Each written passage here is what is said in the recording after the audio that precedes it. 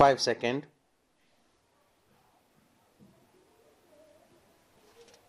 Start. The respondent, defendant, and his wife are engaged in business of building materials. As per the appellant plaintiff, the respondent approached him in February 1995 seeking a loan for his business. The appellant advanced the loan of rupees 10 lakh to the respondent on the security of his properties.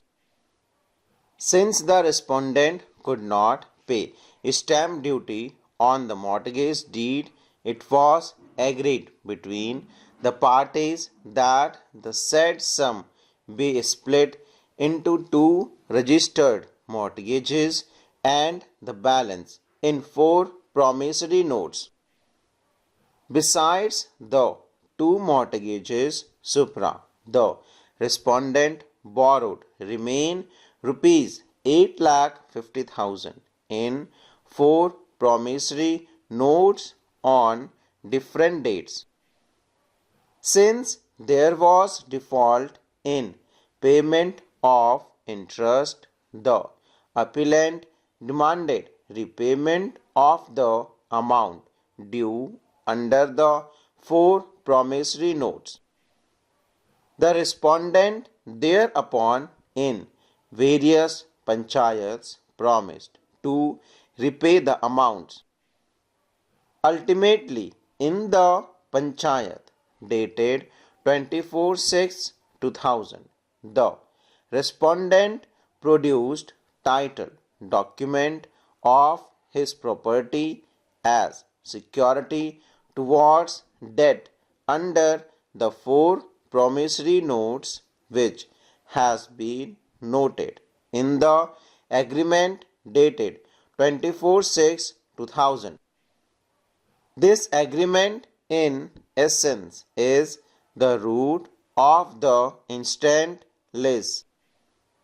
The agreement notes that the respondent owed a total amount of rupee 11 lakh to the appellant, and in settlement thereof the respondent handed over the title deeds pertaining to the property situated at Chennai at measuring 1300 square feet of land together with 700 square feet building, which was valued at rupees 9 lakh. As per the agreement, the respondent agreed to register the sale deed as and when demanded. Further, for repaying the balance sum of rupees 2 lakhs, it was agreed that the respondent will redeem that mortgaged property from the appellant and remortgage it elsewhere. After the agreement was entered into between the parties, the promissory notes were returned, which were torn out in the panchayat. Thereafter, the respondent neither executed a sale deed nor paid the balance sum of rupees 2 lakh.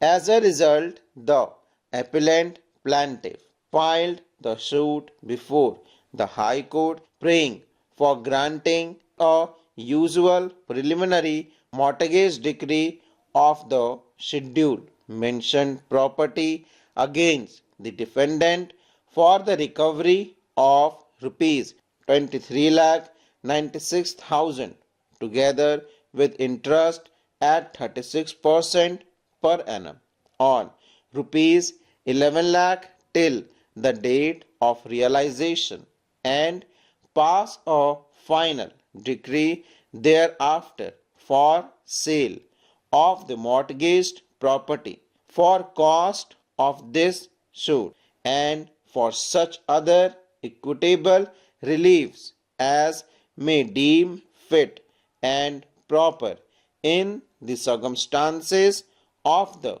case and render justice.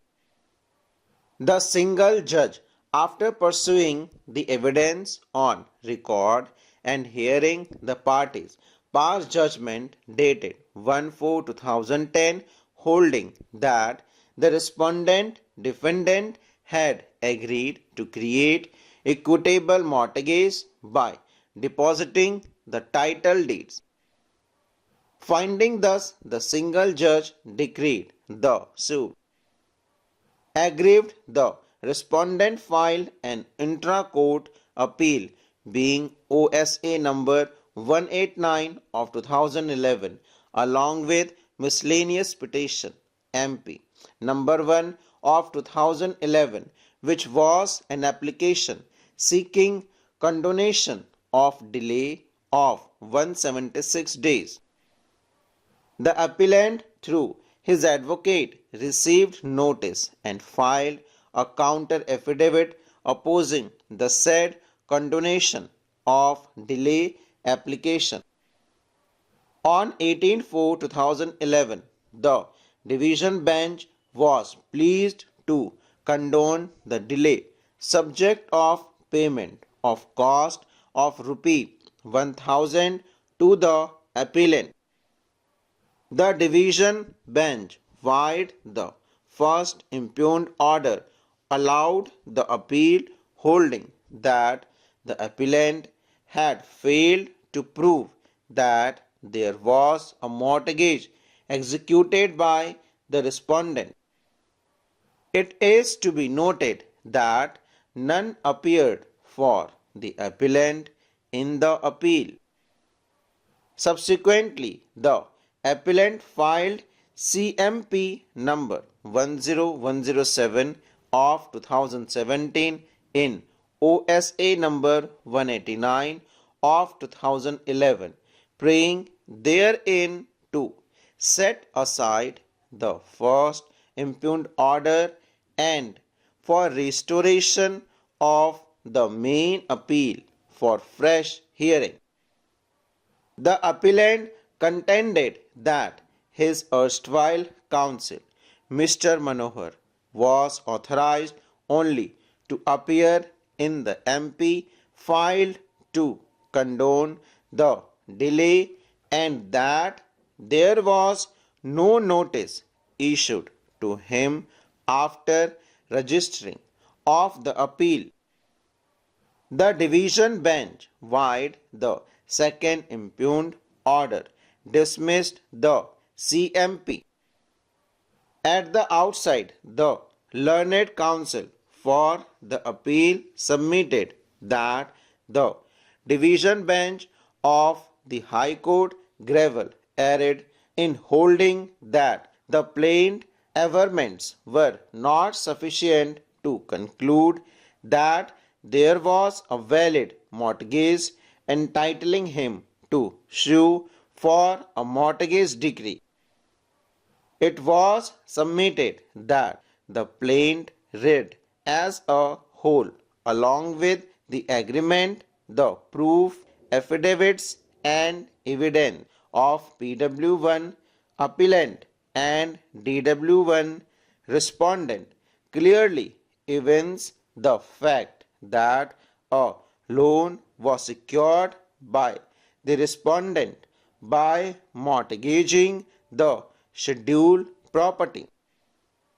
It was submitted by learned counsel that the single judge has rightly arrived at the conclusion that the present case is one where the respondent agreed to create a mortgage by depositing the title deed. There was an actionable debt and the respondent had fully intended that the deed ought to be the security for the debt. The single judge had also noted that the respondent in his evidence as DW1 had agreed to deposit the title deed to create an equitable mortgage for the loan amount obtained by him from the appellant. Thus, the single judge had rightly decreed the appellant's suit and passed preliminary decree of mortgage full stop.